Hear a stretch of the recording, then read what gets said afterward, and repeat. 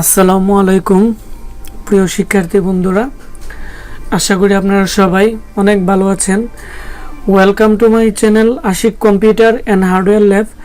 তো প্রিয় বন্ধুরা, আজকে ভিডিওটি তাদের জন্য খুবই গুরুত্বপূর্ণ যারা টেকনিক্যাল কলেজে পড়াশোনা করেন, তাদের জন্য অনেকটাই গুরুত্বপূর্ণ। তাছাড়া আমাদের এই চ্যানেলে যারা নতুন আছেন, যারা বিভিন্ন হার্ডওয়্যার ক্লাস করতে চান বা মাদারবোর্ড সম্পর্কে অনেক কিছু জানতে চান বা বুঝতে চান বা কাজ শিখতে চান, তাদের জন্য অনেকটাই গুরুত্বপূর্ণ।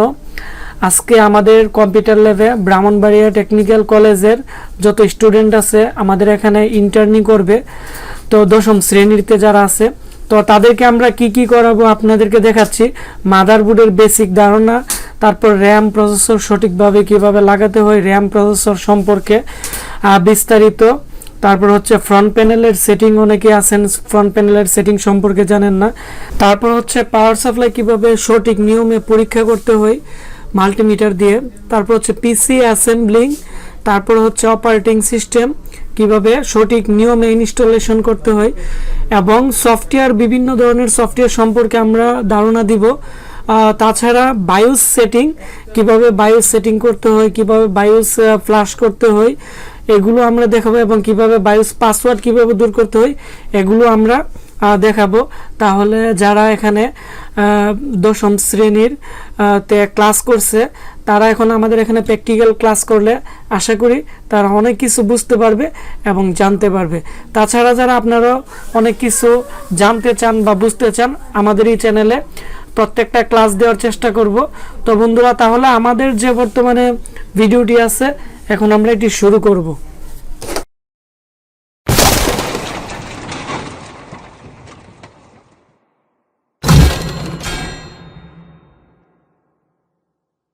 আমরা প্রথমত যে বিষয়টি নিয়ে আলোচনা করব, এটি হচ্ছে, আমাকে আপনারা অনেকেই প্রশ্ন করছেন যে র্যাম স্লট নিয়ে কিছু কথা বলার জন্য। তো অনেকে আছেন আপনারা র্যাম কি, মাদারবোর্ডে কি ধরনের র্যাম লাগবে, অনেকে আছেন আপনারা বুঝতে পারেন না। তো এখন আমরা যে বিষয়টি নিয়ে আলোচনা করব, যে মাদারবোর্ডের যে আপনারা দেখতে পাচ্ছেন র্যাম স্লট, তো র্যাম স্লটের মধ্যে বিভিন্ন ধরনের র্যাম লাগে। তো আজকে আমরা বলে দিব র্যাম স্লটের মধ্যে আপনারা দেখতে পাচ্ছেন মাঝখানে একটি লক থাকে এবং এখানে একটি গ্যাপ থাকে। এই গ্যাপের মধ্যে লেখা থাকে যে 1.5, 1.8, তারপর হচ্ছে 1.2, 2.5। যদি এখানে 1.5 বি লেখা থাকে, বোল্ট লেখা থাকে, তাহলে আপনারা বুঝতে পারবেন যে এই র্যাম স্লটটির মধ্যে DDR3 র্যাম লাগবে। আর এখানে যদি লেখা থাকে 1.2 বি, তাহলে বুঝতে পারবেন DDR4 র্যাম লাগবে। আর এখানে যদি লেখা থাকে 1.8 বি, তাহলে বুঝতে পারবেন আপনারা এই র্যাম স্লটটির মধ্যে DDR2 র্যাম লাগবে। আর এখানে যদি 2.5 যদি লেখা থাকে, তাহলে আপনারা বুঝতে পারবেন এর মধ্যে DDR2 র্যাম লাগবে। তো আশা করি আপনারা বুঝতে পারছেন যে এই র্যামের স্লটের মধ্যে এখানে যে বোল্ট লেখা থাকবে, ওই বোল্ট অনুযায়ী আপনারা বুঝতে পারবেন যে এই মাদারবোর্ডের মধ্যে কি ধরনের র্যাম সাপোর্ট করে। র্যাম স্লটের পাশে যে বিভিন্ন আপনারা দেখতে পাচ্ছেন কম্পোনেন্ট, ক্যাপাসিটার, তারপর এখানে মুসফেট দেখতে পাচ্ছেন এবং কোয়েল দেখতে পাচ্ছেন, এগুলো মিলিয়ে হচ্ছে মূলত র্যাম সেকশন। আর র্যাম সেকশনের সমস্যা হলে মাদারবোর্ডের ডিসপ্লে আসবে না। তারপর হচ্ছে আমরা যে সেকশনটি নিয়ে কথা বলবো, এটি হচ্ছে বিআরএম সেকশন। তো বিআরএম সেকশন হচ্ছে, এখানে আপনারা দেখতে পাচ্ছেন প্রসেসর। তো প্রসেসরের আশেপাশে যতগুলো কম্পোনেন্ট আছে তা নিয়ে হচ্ছে মূলত বিআরএম সেকশন। তারপর হচ্ছে বিআরএম সেকশনের মধ্যে সবচেয়ে গুরুত্বপূর্ণ ভূমিকা হচ্ছে এখানে বিআরএম চিপের। এই যে আপনারা দেখতে পাচ্ছেন এই যে আইসিটি আছে, এটি হচ্ছে বিআরএম আইসি। আর এই আইসিটির কাজ হচ্ছে এখানে যতগুলো মেইন মুসপেক্ট এবং সাপোর্টিং মুসপেক্ট আছে প্রত্যেকটাকে সে চালু করে গেটের মধ্যে সিগন্যাল দেয়, মুসপেক্টের গেটের মধ্যে সিগন্যাল দেওয়ার পরে তার সোর্স দিয়ে ভোল্টেজ এসে কোয়েলে আসার পরে প্রসেসরের যে কোর ভোল্টেজ আছে ওইটা মূলত প্রোভাইড করে হচ্ছে মূলত এই বিআরএম সেকশনের মাধ্যমে, এবং প্রসেসরের কোর ভোল্টেজ আসার সাথে সাথেই মূলত প্রসেসর চালু হয় এবং রিসেট সিগন্যাল আসে এবং মাদারবোর্ড ডিসপ্লে আসে। আর এখানে যদি মূলত বিআরএম সেকশনে বা প্রসেসর যে সেকশন আছে এটিতে যদি প্রবলেম হয় তাহলে মূলত মাদারবোর্ডে ডিসপ্লে আসবে না। তারপর হচ্ছে ডিবাগার কার্ডের মধ্যে 00 কোডিং আসবে আর রিসেট লাইটটি আসবে না। তো আশা করি এর যে বেসিক ধারণাটি আপনারা বুঝতে পারছেন। তারপর হচ্ছে আমরা যে সেকশনটি দেখাবো এটি হচ্ছে এখানে দেখতে পাচ্ছেন ক্লক জেনারেটর সেকশন। তো এটি হচ্ছে মূলত ক্লক আইসি। ক্লক আইসি মূলত আইসি টাইপ অফ আইসির মধ্যে পড়ে হচ্ছে ডিপ আইসি। ডিপ আইসি হচ্ছে ডুয়েল ইন লাইন প্যাকেজ, তার মানে হচ্ছে দুই পাশে যে আইসির পিন থাকবে এটি হচ্ছে মূলত ডিপ আইসি। তো ক্লক আইসিতে সমস্যা হলে বা ক্লক ক্রিস্টালে এখানে যে ক্রিস্টালটি আছে এটি সমস্যা হলে মাদারবোর্ডের মূলত ডিসপ্লে আসবে না। আর ক্লক আইসিটি মূলত কি ধরনের কোম্পানির করে থাকে, তো অনেকেই আমাকে হয়তো প্রশ্ন করতে আমরা কিভাবে বুঝবো যে এটি ক্লক আইসি।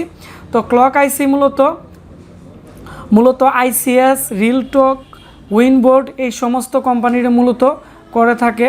আর এর যে পিন আছে 42 পিন, 48 পিন, 56 পিন এই ধরনের পিন থাকলে আপনারা বুঝতে পারবেন এটি হচ্ছে ক্লক আইসি। তাছাড়া হচ্ছে ক্লক আইসির পাশে একটি ক্রিস্টাল থাকবে। তো আশা করি আপনারা বুঝতে পারছেন। আর ক্লক সেকশন নিয়ে অলরেডি আমাদের এই চ্যানেলে একটি ভিডিও দেওয়া আছে, এই ভিডিওটি দেখলে আপনারা আরও এর সম্পর্কে আরও ভালোভাবে অনেক কিছু বুঝতে পারবেন। তো এখন আমরা যে সেকশনটি নিয়ে আলোচনা করব এটি হচ্ছে মূলত ল্যান সেকশন। এখানে যে মূলত আইসিটি দেখতে পাচ্ছেন এটি হচ্ছে মূলত ল্যান আইসি। আর এই আইসিটি মূলত টাইপ অফ আইসির মধ্যে পড়ে হচ্ছে এলসিসি আইসি, লোডলেস চিপ ক্যারিয়ার। তো এই আইসিটির মূলত পিনগুলো ভিতরের সাইডেই থাকে আর মূলত এর যে মাঝখানে আছে পুরাটাই মূলত গ্রাউন্ড থাকে। তো এই ল্যান আইসিটি আপনারা কিভাবে বুঝবেন যে এটি ল্যান আইসি? তো বেশিরভাগ ডেস্কটপ মাদারবোর্ডের ক্ষেত্রেই এই সাইডের মধ্যেই মূলত ল্যান আইসিটি থাকে।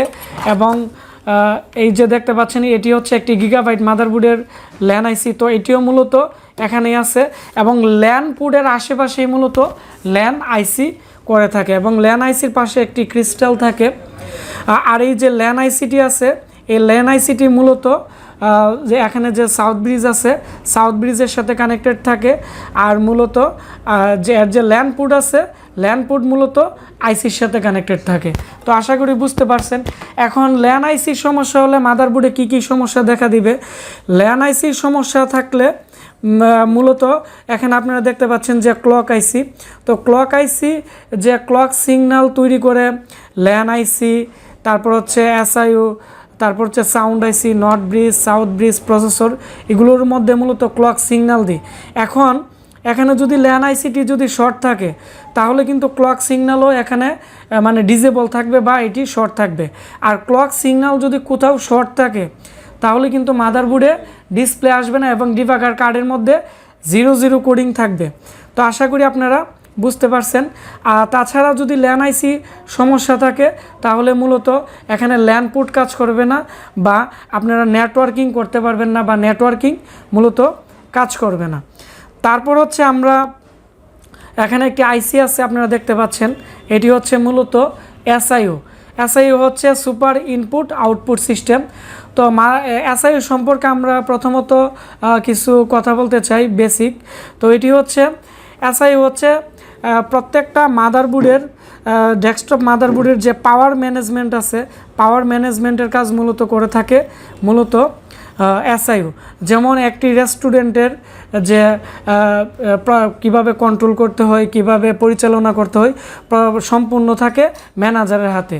সেমভাবে আমাদের যে ডেস্কটপ মাদারবোর্ড আছে ডেস্কটপ মাদারবোর্ডের পাওয়ার ম্যানেজমেন্ট থেকে ধরে মাদারবোর্ডের যে পাওয়ার কন্ট্রোলিং আছে সম্পূর্ণ কিছুই মূলত এসআইইউ এর ভূমিকা পালন করে থাকে। তো এসআইইউর যে সেকশন আছে প্রাথমিক পর্যায়ে আমরা একটু প্র্যাকটিক্যালি দেখাবো। এটি হচ্ছে এসআইইউ। প্রথমত এখানে আপনারা দেখতে পাচ্ছেন যে সাউথ ব্রিজের সাথে সরাসরি কানেক্টেড। তারপর হচ্ছে এখানে যে ফ্রন্ট প্যানেল আছে ফ্রন্ট প্যানেল এসআইইউ কন্ট্রোলিং করতেছে। তারপর হচ্ছে সিপিইউ, ফ্যান, প্যারালাল পোর্ট। তারপর হচ্ছে এখানে যে PS2 কিবোর্ড মাউস আছে তো PS2 কিবোর্ড মাউসও মূলত এসআইইউ কন্ট্রোলিং করে থাকে। তো অনেক মাদারবোর্ডে আছে অনেক সময় ইউএসবি পোর্ট কাজ করে না, কিন্তু PS2 পোর্ট কাজ করে। তো ইউএসবি যে পোর্টগুলো আছে এগুলো মূলত হচ্ছে সাউথ ব্রিজের সাথে সরাসরি কানেক্টেড। আর এখানে যে PS2 পোর্ট আছে, PS2 মূলত এসআইও কন্ট্রোলিং করতেছে, যার কারণে মূলত ইউএসবি যে ডাটা প্লাস মাইনাস আছে এগুলো যদি শর্ট থাকে তাহলে কোনো সমস্যা নাই, কিন্তু PS2 ঠিকই কাজ করবে। ওই জন্য মূলত অনেক মাদারবোর্ডে ইউএসবি পোর্ট যদি ইউএসবি আইসি শর্ট থাকে ইউএসবি পোর্ট কাজ করবে না, কিন্তু PS2 কাজ করবে। আশা করি আপনারা বুঝতে পারছেন। তো এই হচ্ছে মূলত এসআইও। আর এসআইও মূলত মাদারবোর্ডের কোনো একটি কর্নারে থাকে তা, এবং এসআইও এটি যে এসআইও আপনারা কিভাবে বুঝবেন, তো এসআইওর কিছু কোম্পানি আছে যেমন আইটি, উইনবোর্ড, এসএমসি, তারপর হচ্ছে নোভাটন, এই সমস্ত কোম্পানিরই মূলত করে থাকে বেশিরভাগই এসআইও। আর এসআইওর যে পিন আছে, পিন হচ্ছে থাকবে 128টি। এই যে ধারণাগুলো আছে এইগুলো যদি আপনারা প্রাথমিক পর্যায়ে বুঝতে পারেন তাহলে আশা করি আপনারা প্রত্যেকটা চিপ সম্পর্ক আপনারা বুঝতে পারবেন। তারপর হচ্ছে আমরা এখন যে ধারণাটি দিব এটি হচ্ছে সাউন্ড সেকশন। তো এখানে যে চিপটি আছে এটি হচ্ছে মূলত সাউন্ড আইসি। তো সাউন্ড আইসির বিভিন্ন ধরনের কোম্পানি আছে যেমন রিলটেক, বায়া high definition, AC97, C media, তারপর হচ্ছে sound mix, IT high definition. তো এই সমস্ত কোম্পানির মূলত সাউন্ড আইসি করে থাকে, এবং সাউন্ড আইসিটি মূলত মাদারবোর্ডের এই কর্নারেই থাকে। আর সাউন্ড আইসি মূলত সাউথ ব্রিজের সাথে সরাসরি কানেক্টেড থাকে। আর যে এখানে যে দেখতে পাচ্ছেন যে সাউন্ড কানেক্টর মূলত অডিও পোর্টের সাথে, এখানে অডিও যে প্যানেল আছে প্যানেলের সাথে কানেক্টেড থাকে। আর অডিও প্যানেলটি মূলত এখানে সাউন্ড আইসির সাথে কানেক্টেড থাকে। তো সাউন্ড আইসি এবং সাউন্ড সেকশনে যদি কোনো ধরনের প্রবলেম থাকে তাহলে মূলত মাদারবোর্ডের সাউন্ড আসবে না। তো এই আইসিটির সমস্যা থাকলেও মূলত সাউন্ড আসবে না। তো সাউন্ড সেকশনের সমস্যা হলে আপনারা কিভাবে রিপেয়ার করবেন বা সাউন্ড আইসি সম্পর্কে আরও আমরা অ্যাডভান্স লেভেলের নেক্সট টাইমে আরও ক্লাস দিব। তারপর হচ্ছে এখানে একটি আপনারা দেখতে পাচ্ছেন এটি হচ্ছে আরটিসি হচ্ছে রিয়েল টাইম ক্লক। তো এই রিয়েল টাইম ক্লকের কাজ হচ্ছে মাদারবোর্ড যখন বন্ধ থাকে তখন মাদারবোর্ডের যে টাইম ডেট আছে সে প্রতিনিয়ত আপডেট করে। তো এই আরটিসি যে ক্রিস্টাল আছে এই ক্রিস্টাল সমস্যা হলে কি ধরনের সমস্যা দিবে মাদারবোর্ডের মধ্যে, এই আরটিসি ক্রিস্টাল যদি সমস্যা থাকে মাদারবোর্ড রিস্টার্টিং প্রবলেম করবে, হ্যাঙ্গিং প্রবলেম করবে, টাইম ডেট ঠিক থাকবে না। আবার কিছু যেমন লেটেস্ট মাদারবোর্ড আছে, ওই লেটেস্ট মাদারবোর্ডের ক্ষেত্রে মূলত এখানে যে আরটিসি ক্রিস্টাল আছে এটি যদি সমস্যা থাকে তাহলে পাওয়ারই আসবে না। ওই ক্ষেত্রে আপনারা দুইটি পিন যদি একসাথে করেন তাহলে এর পাওয়ার চলে আসবে। এই হচ্ছে মূলত আরটিসি ক্রিস্টালের কাজ।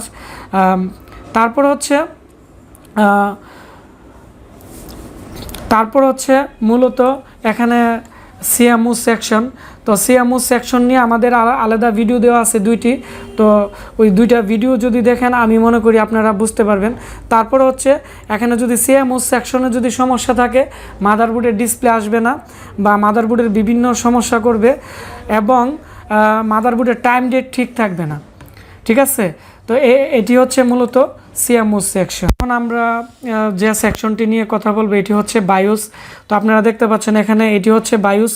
তো বায়োস হচ্ছে এটি বেসিক ইনপুট আউটপুট সিস্টেম। তো সাউথ ব্রিজের সাথে কানেক্টেড এবং সাউথ ব্রিজ বায়োসকে কন্ট্রোল করে, এবং বায়োস হচ্ছে মূলত পুস্ট স্ক্রিনের মাধ্যমে বেসিক ইনপুট আউটপুট যত ধরনের ডিভাইস আছে এগুলোর টেস্টিং এবং এগুলোর যত ইনফরমেশন আছে বায়োসের মধ্যে মূলত থাকে। তো বায়োসের সমস্যা হলে মূলত মাদারবোর্ডে 00 কোডিং থাকে, ডিসপ্লে আসে না, আবার অনেক সময় রিস্টার্টিং প্রবলেম করে, আবার অনেক সময় ডিসপ্লে এসে দাঁড়াই থাকে, আবার অনেক সময় ব্লু স্ক্রিন সমস্যা দেখা দেয়। তো এরকম বিভিন্ন ধরনের সমস্যা দেখা দেয় যদি বায়োসের কোনো একটা প্রোগ্রাম মিসিং থাকে বা বায়োস করাপ্টেড থাকে। তো আশা করি আপনারা বুঝতে পারছেন। তাছাড়া অনেক সময় বায়োসে যদি প্রবলেম হয় তাহলে মাদারবোর্ড বিভিন্ন ধরনের সমস্যা করে, যেমন মাদারবোর্ড কিছুক্ষণ চলে বা হঠাৎ রিস্টার্ট নেই এবং রিস্টার্টের পরে লেখা আসে যে মেইন বায়োস করাপ্টেড, তারপর হচ্ছে ব্যাকআপ বায়োস থেকে অলরেডি বায়োসটি আপডেট নেই এরকম দেখাই। তো এরকম আরও অনেক ধরনের প্রবলেম দেখা দেয়। তারপর হচ্ছে আমরা যে সেকশনটি নিয়ে আলোচনা করব এটি হচ্ছে north bridge south bridge section. তো এখানে যে সাউথ ব্রিজ আছে, তো সাউথ ব্রিজের আশেপাশে যেমন মুসপেক্ট এবং এই যে আমি আপনাদেরকে দেখাচ্ছি, যেমন এখানে এই মুসপেক্ট এবং কোয়েল এবং এই আইসি মিলিয়ে হচ্ছে মূলত সাউথ ব্রিজ এবং নর্থ ব্রিজ সেকশন। ডেস্কটপ মাদারবোর্ডে মূলত এখানে নর্থ ব্রিজ এবং সাউথ ব্রিজের যে মূলত বিসিসি সাপ্লাই বা এর যে 1.2 ভোল্টেজ আছে এই কোয়েল থেকে মূলত এই দুইটা চিপের মধ্যে যায়, তারপরে এই চিপ চালু হওয়ার পরেই মূলত এটি প্রপারলি কাজ করে। তো এই সেকশনগুলো নিয়ে আমাদের চ্যানেলে আলাদা ভিডিও দেওয়া আছে, এগুলো দেখলে আপনারা আশা করি বুঝতে পারবেন। তো তারপর আমি আবার প্রত্যেকটা সেকশন সম্পর্কে আবার একটু বলে দিচ্ছি। এটি হচ্ছে র্যাম সেকশন, এটি হচ্ছে বিআরএম সেকশন, এটি হচ্ছে ক্লক জেনারেটর সেকশন, এটি হচ্ছে এসআই সেকশন, এটি হচ্ছে ল্যান সেকশন, এটি হচ্ছে সাউন্ড সেকশন, এটি হচ্ছে সিএমও সেকশন। তো এটি হচ্ছে north bridge south bridge section. এই হচ্ছে ডেস্কটপ মাদারবোর্ডের যে প্রত্যেকটা সেকশন ছিল এগুলা। তারপর হচ্ছে এখানে হচ্ছে বায়োস। আশা করি আপনারা প্রাথমিক পর্যায়ে যারা মাদারবোর্ডের বেসিক সম্পর্কে জানতে চাচ্ছেন বা প্রাথমিক লেভেল পর্যন্ত জানতে চাচ্ছেন যে কোনটা কি সেকশন এবং তার কাজ, আপনারা আজকে আমাদের এই ক্লাসে বুঝতে পারছেন।